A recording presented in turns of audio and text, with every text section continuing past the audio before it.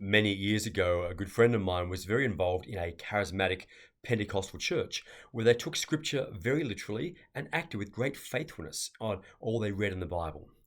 And sadly, at one stage, a young woman from their church died, and the pastor gathered people from the church together to go over to her house and to pray around her deathbed and to pray that Jesus would bring her back to life. That was exactly what we read in this weekend's gospel. As Jesus raises Jairus' 12-year-old daughter, they believed and they prayed that Jesus would do this for her. And my friend said, looking back, there was such enthusiasm, such faith, such certainty that God could do this, that God would do this. And he said he poured his heart into it, as they all did, believing that God was going to bring this young woman back to life right in front of their eyes. Sadly, of course, that did not happen. My friend was quite devastated, and he said, looking back, it's one of many things which probably kind of eroded his faith over time and led to him leaving the church and really leaving his Christian faith, I think, entirely. Well, I have over the years as a priest many times prayed with people around the deathbed of someone who is dying or has already died. Never once have I thought to expect or to ask that God will bring the person back to life again in front of our eyes. It's just not what I've even expected. But why then? Why that dissonance between the way my friend was able to, and his church were able to take such literal faith in what they saw Jesus doing in the scriptures, and I guess a different approach that we take? There is, I guess, a tension. I feel that tension between the things I read of Jesus doing in the Gospels and things yet which I expect him to actually do in our day and our time and our day. They're not the same. So why not? Let's explore that tension a bit together. Well, one way to resolve the tension is simply to lower the bar entirely and say, well, look, Jesus didn't actually do these things in the gospel. They're not literal. Jesus didn't really raise this girl from the dead. He didn't really feed 5,000 people. He didn't really walk on water. That's all symbolic. It's all symbolism. It's all metaphor for God doing good things, about bringing life from death and hope from fear, but not to expect that these things literally happened. And I think that's many scripture scholars' approach, but I actually don't think that's a really faithful approach to scripture. Particularly because this is not the only time we read of Jesus raising someone from the dead. It's actually one of three times. We read that Jesus raises this 12-year-old daughter of Jairus. Another time we read that Jesus raises the unnamed son of the widow of Nain. And thirdly, and most importantly, most famously, Jesus raises Lazarus back to life. So there's multiple attestation. This is not just a one-off. Time and again, we read in Scripture that Jesus was able to bring people back to life. And moreover, in context though, great crowds of people followed Jesus everywhere. And Jesus recognized that they were following him not just because they heard a great message, they were following him because of the things he did.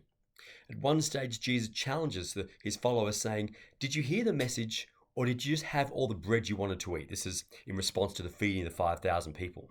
Jesus recognized that people were following him because he did things. He attracted people. He amazed people by his actions. So that's a hint that these were things which Jesus actually did. Even more so, we read in John's Gospel that not only was there a plot by the Jewish and Roman leaders to get Jesus, but also they were out to get Lazarus, because so many people were coming to believe in Jesus because of Lazarus being alive again, that he was then the crosshairs as well. This too is kind of evidence scattered around scriptures for an internal coherence to say these are things that Jesus actually did. So given that I believe this is what Jesus did, how do we make sense then of the fact that Jesus did that then if he's not doing it now? And this is something which I have wrestled with for 30 years, and chances are you have as well. How do we make sense of it? Well, the only answer I can ever arrive at, and it feels in no way a perfect answer, is to say that when Jesus was physically, bodily here on earth, his action, the action of God through him, was bodily and physical.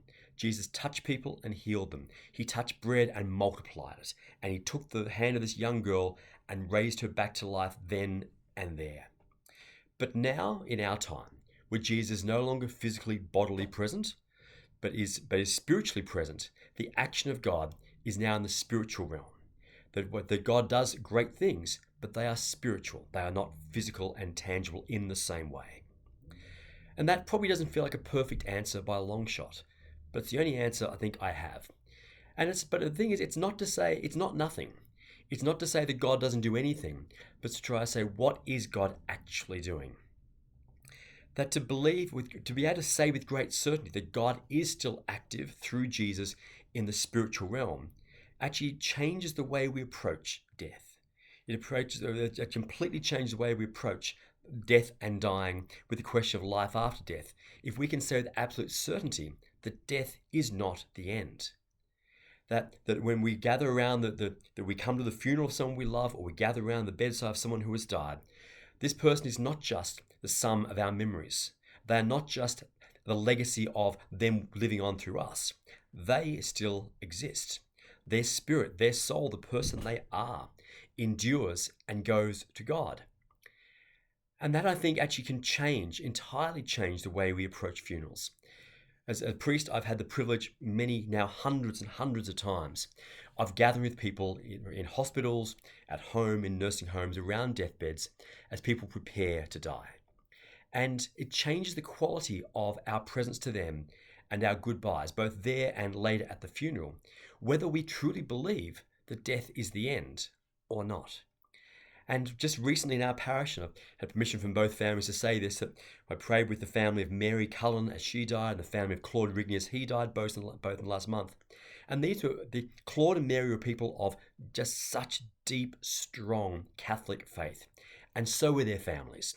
And as we gathered with their entire families in their last day on earth in the hospital, there was such a sense of hope. There was sadness, there was tears, there was goodbyes, but there was such a sense that death was not going to be the end of this person. So it was a goodbye, but not a goodbye forever. And it changes the quality of how we grieve, where both of those funerals were such joyful, loving occasions. Because there was sadness, yes, there was grief, yes, and we had to make space to feel that. But there was also great hope.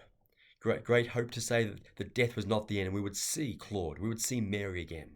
And so many of you watching this video, some of you who hear this at church this weekend, you've been there. You've been at the funeral or the deathbed of someone you love, and you've got faith to know that they're believing that God will raise your friend or your spouse or your family member to life again, makes all the difference to how we approach death. I see very often in families, though, where there is one member of the family or friend with strong faith and another whose faith is not the same for whatever reason, and it changes the way they grieve. There is a more abject sorrow amongst those who don't truly believe that we will see that person alive again. So for those of us who have that experience of that great belief and that great trust, we know the difference it makes to our grieving.